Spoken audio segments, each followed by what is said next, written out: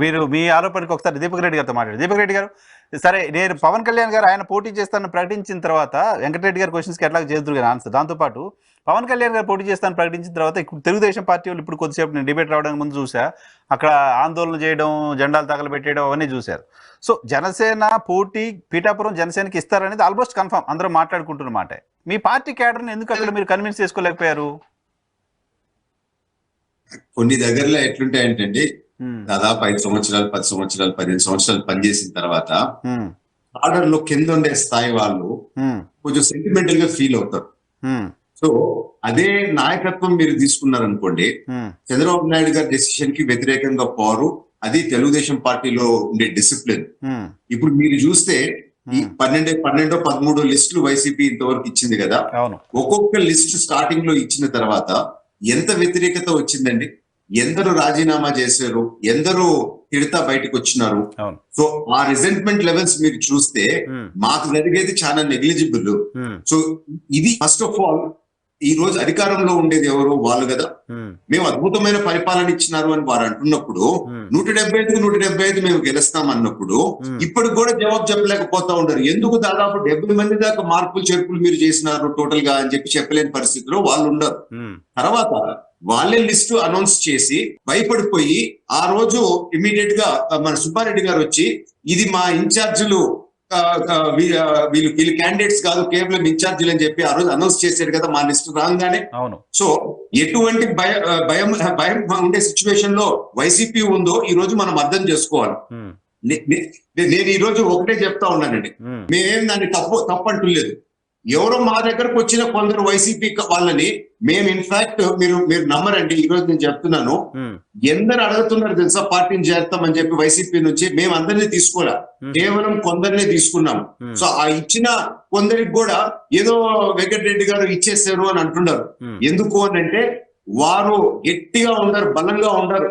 ఎందుకంటే మేము మా సర్వశక్తులు ప్రయత్నిస్తాము, మాకు అవకాశం ఏంది అని చెప్పి అంత గట్టిగా వచ్చి మా అధినేత ముందు వారి పట్టుదల వారు చెప్తే అట్లా కొందరికి అవకాశము మా అధినేత ఇవ్వటం జరిగింది.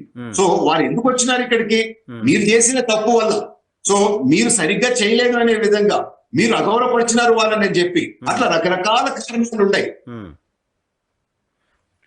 సో కానీ మీరు తీసుకున్న వాళ్ళలో ఇప్పుడు జయరాం గారు కావచ్చు, సమస్య జయరాం గారు కావచ్చు, మాగుంట శ్రీనివాసులు రెడ్డి గారు, వీళ్ళందరూ వాళ్ళు గుండెను చించుకొని మేము వైసీపీ వాళ్ళని, జగన్మోహన్ రెడ్డి గారు మాకు దేవుళ్ళు అంటువాడు అయిన మాటలే కదా చాలా వరకు. అసలు శ్రీదేవి గారు అయితే గుండె లబ్ధం కొట్టుకోదు, అది జగన్ అని కొట్టుకుంటారని చెప్పి ఆ మళ్ళింది కదా. అంత వీర విధేయంగా మీకు ఉన్న వాళ్ళు ఎందుకు ఈ రోజు మనసు చంపుకొని దూరం అవుతా ఉండరు అనేది అసలు యాక్చువల్ పాయింట్. మిమ్మల్ని నమ్ముకున్న వాళ్ళు, మీ మీద ప్రేమ ఉండే వాళ్ళే మిమ్మల్ని వదిలిపెట్టి ఒకరు కాదు, ఇద్దరు కాదు, ఫస్ట్ రఘురామకృష్ణరాజు గారి దగ్గర నుంచి స్టార్ట్ అయ్యి ఎందుకు ఇంత జరుగుతా ఉంది, ఈ రోజు అధికారంలో ఉండే పార్టీ మీది, మిమ్మల్ని వదిలి ఎందుకు పోతా ఉంటారు, ఇన్ని రోజులు భయపెట్టినారు, ఆ భయం అనేది ఈ రోజు పోయింది.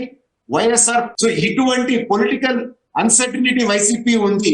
ఇది మనం మాట్లాడనీయకుండా అద్భుతంగా వెంకటరెడ్డి గారు ఏదైనా మాట్లాడి కన్ఫ్యూజ్ చేసేది వేరే దావలో తీసుకోపోవాలని అనుకుంటున్నారు.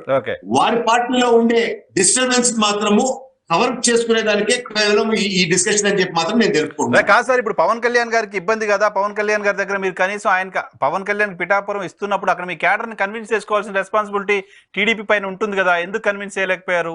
అంత రివోల్ట్, నేను సర్ప్రైజ్ అయ్యాను చూసి బయటకు వచ్చే వాళ్ళు జెండాలు తగలబెట్టేసి మేము ఇండిపెండెంట్ గా కంటెస్ట్ చేద్దాం అనే స్థాయిలో మాట్లాడడం. ఇప్పుడు అండి కొన్ని దగ్గరలో నేను అది చెప్తున్నా కదా, మా జోన్ లో కూడా 1-2 దగ్గరలో ఈ సమస్య కొందరు నాయకులు మన మండల స్థాయి నాయకులు, గ్రామ స్థాయి నాయకులు చేస్తా ఉన్నారు. వాళ్ళకి చెప్తా ఉన్నాం ప్రేమతో అది వద్దు అని చెప్పి.